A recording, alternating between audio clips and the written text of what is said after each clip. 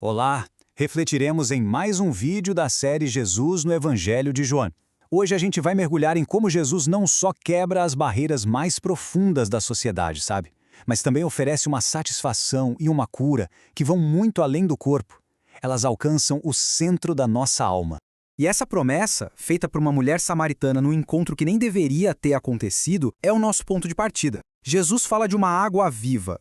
Pensa nisso. Uma satisfação que as fontes desse mundo simplesmente não conseguem dar. Ele está apontando para uma sede que todo mundo tem, uma sede espiritual. E para oferecer essa água, a primeira coisa que Jesus faz é algo assim impensável para a época. Ele decide atravessar barreiras sociais e religiosas que eram vistas como muros gigantes, intransponíveis. Ele vai de propósito ao encontro de quem a sociedade tinha colocado de lado. Olha, a gente precisa entender o tamanho do abismo que existia entre judeus e samaritanos. Não era uma birra, era um ódio histórico, religioso, cultural. Judeus davam voltas enormes para nem pisar em Samaria. Então, quando Jesus, um homem judeu, senta e puxa uma conversa profunda sobre Deus com uma mulher samaritana, isso não é só quebrar uma regrinha de etiqueta, é botar abaixo um muro de preconceito e separação. E essa quebra de barreiras não para no social, não. Em Mateus 8, a gente vê Jesus quebrando uma barreira física e cerimonial que era talvez ainda mais forte. Ele se aproxima de um leproso, o intocável por definição daquela sociedade. Lepra, naquela época, era muito mais que uma doença de pele. Era vista como um carimbo do pecado na pessoa, um castigo de Deus. Isso significava isolamento total. Tocar num leproso significava se tornar impuro perante a lei e ainda arriscar o contágio. A cura era tida como impossível para os homens, era algo que só Deus poderia fazer. Então, ao estender a mão e tocar naquele homem, Jesus não estava só curando, ele estava agindo no lugar de Deus, oferecendo limpeza e restauração completas. Fica muito claro, então, que Jesus está lidando com dois tipos de necessidade ao mesmo tempo. Ele encara de frente o sofrimento visível do corpo, mas ao mesmo tempo oferece a única solução para a sede invisível da alma. O capítulo 8 de Mateus é, assim, uma demonstração de poder impressionante. É uma sequência de milagres que mostra o domínio de Jesus sobre toda a forma de sofrimento. Ele cura a lepra, a paralisia, a febre, expulsa demônios e não para por aí. Ele até acalma uma tempestade violenta. Ele mostra que tem poder sobre a doença, sobre as forças do mal e sobre a própria natureza. E aí, em contraste com todas essas curas físicas, Jesus oferece à mulher samaritana a tal da água viva.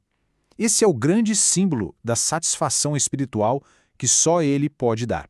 É como se ele dissesse, eu posso curar o corpo, mas o que eu vim mesmo trazer é algo que sacia a alma para sempre. Tá, mas como Jesus faz tudo isso? Qual é a ferramenta dele? O instrumento de seu poder é surpreendentemente simples, mas é absoluto, é a sua palavra. Para o leproso, não tem ritual, não tem remédio, não tem processo demorado. É só uma declaração de vontade. Quero. E uma ordem que cria a realidade. Fica limpo. E pronto. A cura é instantânea. A verdadeira autoridade não precisa de floreios, ela simplesmente se manifesta. E o mais incrível é que outras pessoas também reconheciam esse poder.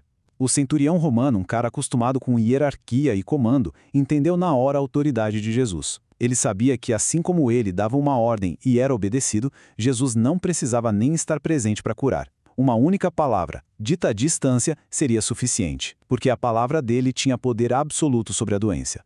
E essa autoridade vai ainda mais longe, chegando a controlar a própria natureza. Quando os discípulos estão em pânico no meio de uma tempestade, Jesus simplesmente se levanta e dá uma bronca no vento e no mar. Com uma ordem, a fúria da natureza vira uma calmaria total. A palavra dele comanda a criação.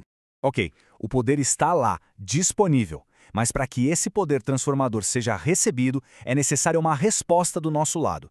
E essa resposta se chama fé. A fé da mulher samaritana vai crescendo. É um processo. Primeiro, para ela, ele é só um judeu. Depois, por respeito, ela o chama de Senhor. Conforme a conversa avança e Jesus revela coisas da vida dela, ela o reconhece como um profeta. E no final, ela chega à revelação completa. Ele é o Cristo, o Messias que todos esperavam. É uma jornada de descoberta que a lesa até a fé. Por outro lado, a fé do centurião é, imediata e total. Ele não precisou dessa jornada de reconhecimento. A confiança dele na autoridade da palavra de Jesus foi tão gigantesca que o próprio Jesus ficou maravilhado e diz que nunca tinha encontrado uma fé daquele tamanho em todo Israel. Então, qual é a conclusão aqui? A fé que Jesus mais elogia não é só uma crença na cabeça. É o que a gente pode chamar de fé obediente. É uma confiança tão profunda na autoridade e no caráter de Cristo que te leva a agir, a obedecer. É esse tipo de fé que realmente abre a porta para o poder do reino. E agora convido você a refletir sobre sua própria vida espiritual. Onde você tem buscado satisfazer suas necessidades espirituais? Em fontes que no fundo não preenchem? Jesus oferece água viva. Ele convida você a experimentar uma relação profunda e transformadora com Ele.